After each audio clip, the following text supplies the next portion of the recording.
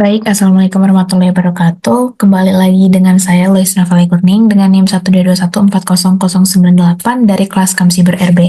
Jadi pada progres kedua kali ini, saya akan melanjutkan bagaimana cara saya belajar untuk CISSP dengan menggunakan notebook LM. Oke, seperti biasa kita buka dulu notebook LM-nya. Lalu kita akan membuat sebuah worksheet baru ya. Namun pada video kali ini saya ingin mencoba, kalau kemarin progres pertama itu saya menggunakan pembelajaran materi-materinya itu berbasis teks gitu ya, file PDF gitu. Jadi untuk video kali ini saya ingin belajar menggunakan source dari link YouTube video kira-kira seperti itu. Jadi di sini saya sudah mencari terlebih dahulu di YouTube karena hari ini saya ingin belajar malicious code and application attack. Jadi di sini ada beberapa video ya. Mungkin kita bakal pilih yang ini terlebih dahulu. Kita salin linknya. Kemudian di sini di section link kita klik YouTube dan kita pastekan link yang sudah di copy tadi. Kemudian insert di sini bakal kita bisa lihat link yang udah dimasukin. Kemudian saya pengen pakai video-video lain juga untuk belajar. Misalnya video yang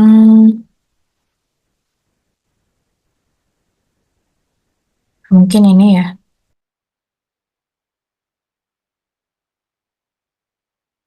Oke, link YouTube untuk video-video yang akan saya pakai sebagai bahan materi ya, sudah berhasil diupload semua di sini. Jadi, pertama-tama mungkin saya akan menanyakan kepada AI-nya. Jadi saya ingin AI-nya menjelaskan apa itu malicious code dan application attack dengan detail. Kita coba berdasarkan video-video yang sudah saya lampirkan dulu. Oke, sambil menunggu ini di generate ya, karena ingin mencoba fitur yang paling keren dari notebook LM-nya menurut saya, yaitu yang audio overview. Jadi saya ingin belajar dengan mendengarkan podcast, kira-kira seperti itu ya. Jadi di sini saya generate dulu. Nah, untuk pertanyaan tadi sudah dijawab di sini ya. Bisa kita baca untuk penjelasannya. Ya, jadi kemudian saya ingin menyimpan hasil percakapan dengan AI ini di sini. Saya juga ingin melihat mind map dari materi-materi ini. Untuk materinya sudah selesai disimpan di sini, kemudian mind map-nya juga sudah selesai di-generate. Kita bisa lihat di sini inti-inti pokok dari video-video yang sudah saya lampirkan.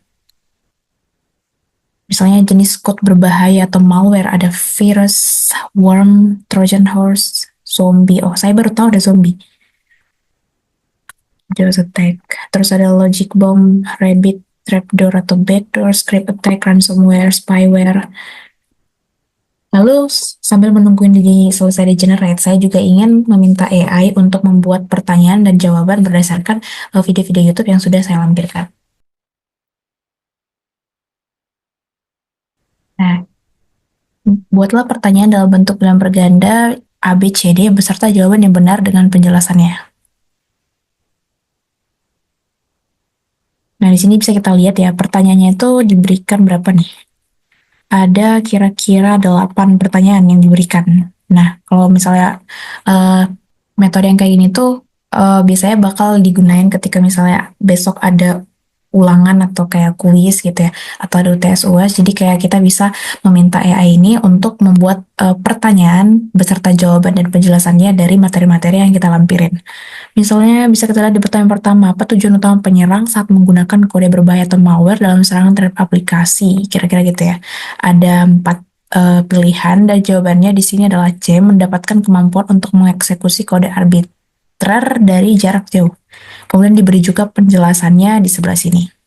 Kemudian sambil menunggu ini di-generate ya, selesai di-generate saya juga selain dari video ini saya unchecklist dulu. Kemudian saya ingin mengupload materi lagi, bukan sebenarnya jawaban dari soal-soal yang pernah dikerjakan di kuliah ITERA ya. Selain bagian ini nih. Jadi pada file tersebut itu sebenarnya jawab kayak gini. ada soal terus ada jawabannya. Cuman saya tuh kadang kurang ketika misalnya diberikan jawaban yang benar ya. Misalnya untuk pertanyaan nomor 20 ini diberikan jawaban yang benar adalah Trojan Horse gitu. Terus ada penjelasannya di sini. Kadang saya merasa kalau penjelasannya itu kurang detail gitu loh. Jadi saya ingin meminta AI-nya untuk membahas kembali biar kayak jawaban ini dijelasin dengan lebih detail kira-kira kayak gitu. Ya, jadi dicentang dulu, kemudian di prompting. Nah, audio overview yang sudah di-generate ini udah kelar ya. Kita coba dengerin. Selamat datang kembali. Hari ini kita akan coba bedah lebih dalam soal sisi gelap dunia digital ya. Khususnya soal kode berbahaya dan serangan aplikasi. Kita ada beberapa bahan menarik nih, dari materi kuliah sampai penjelasan ahli. Tujuannya, supaya Anda semua lebih paham cara kerjanya, kenapa ini penting buat kita semua, dan ya, gimana biar lebih waspada. Mari kita mulai. Oke, mungkin perlu dipahami dulu bedanya ya. Kode berbahaya atau kita sering sebut malware itu dibedakannya dari niat pembuatnya. Niatnya itu jahat, pengen, atau yang mungkin... Ada lagi nih istilah cross-site scripting, XSS. Itu cara kerjanya gimana? XSS itu terjadi kalau penyerang berhasil nyuntikin skrip jahat ke website yang kita percaya. Jadi pas kita buka situs itu, skrip jahatnya ikut jalan. Keren abis, wow. Oke, untuk tadi soal yang kita berikan udah selesai di-generate juga jawabannya. Jadi, nah misalnya pertanyaan nomor 12 menanyakan jenis perangkat lunak berbahaya apa yang secara khusus digunakan untuk memanfaatkan kekuatan komputasi yang dicuri demi keuntungan finansial penyerang. Jawabannya itu adalah crypto malware. Di sini diberikan penjelasan lebih detail ya.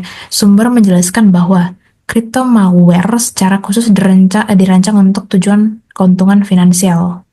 Crypto malware dapat mencuri kekuatan komputasi dan menggunakannya untuk menambang mata uang kripto atau cryptocurrency. Nah, kira-kira seperti itu. Mungkin untuk progres kedua belajar CSSP dengan notebook LM cukup sampai di sini. Sekian dan terima kasih.